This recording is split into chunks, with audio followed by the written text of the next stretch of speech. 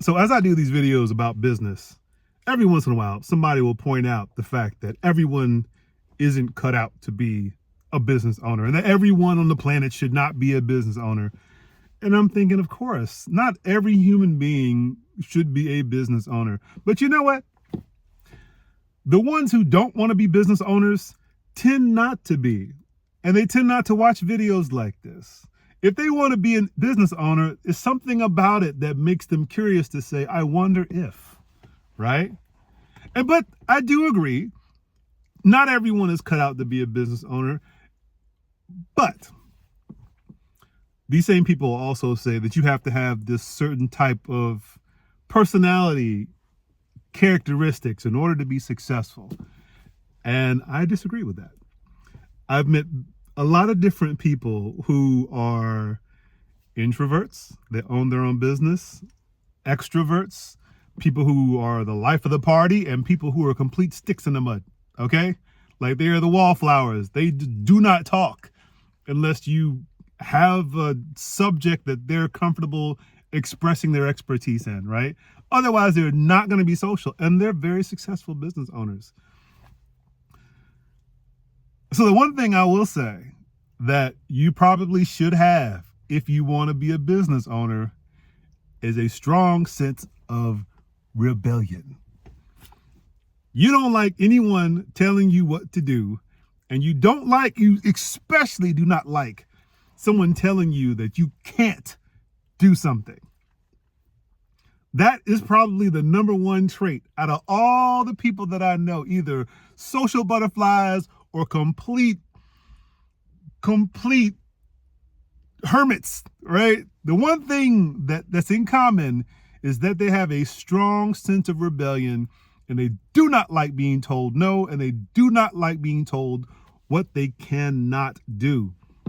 If they feel strongly about something, and they feel strongly about their belief that they can do that thing,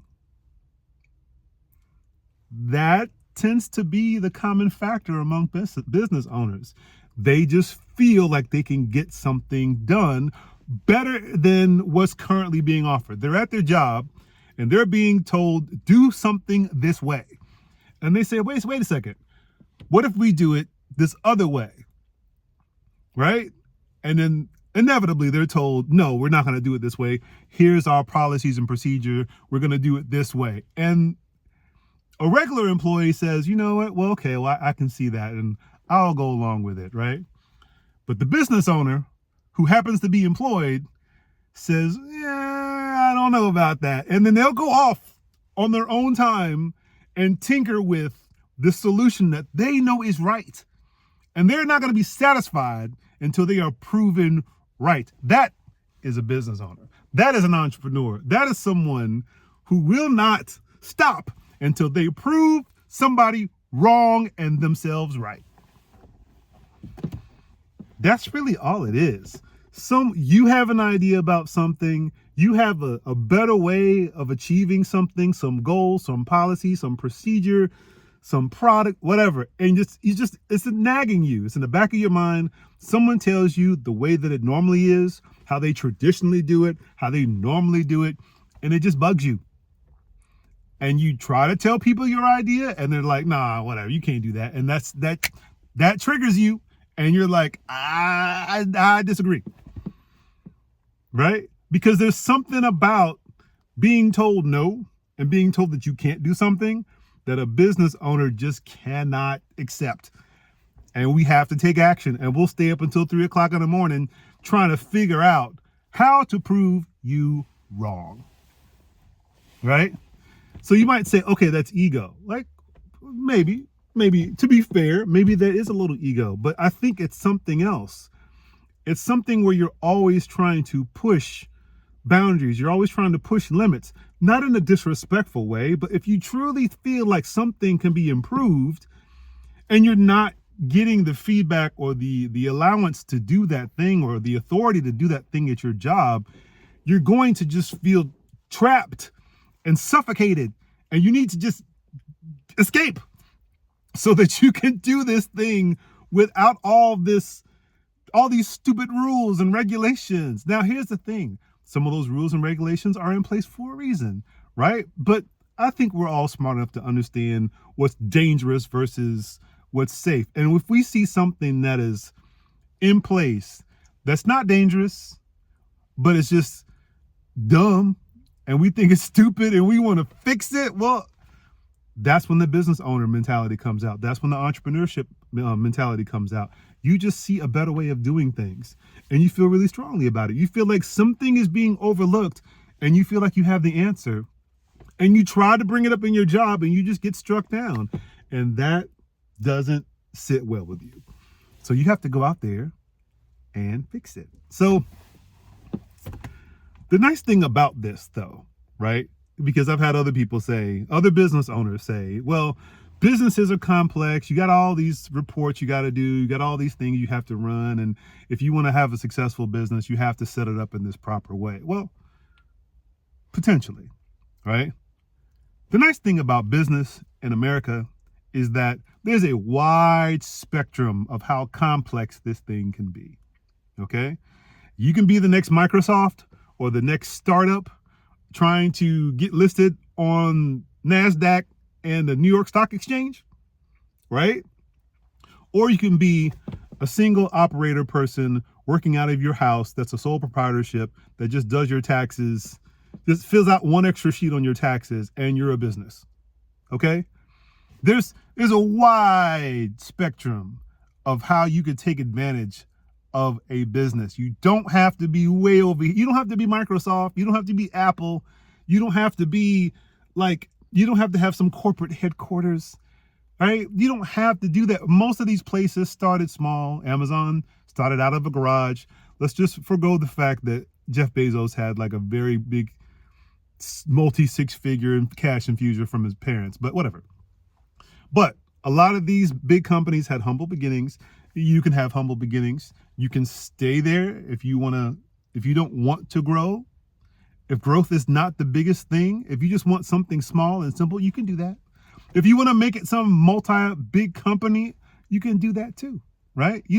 There's a huge gap between you working out of your garage and your spare bedroom and Microsoft, okay? Huge. And so you can do anything you want. That's the nice thing about it.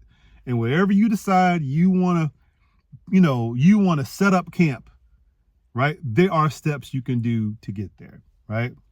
So I don't ever want anyone to think that just because someone said you have to be a certain way and have a certain amount of money and set up your business in a certain fashion that you can't be an entrepreneur, you can't be a business owner. No, you can be a business owner working out of your spare bedroom or your garage next to your cat, okay? It does not have to be complicated. Don't make it complicated.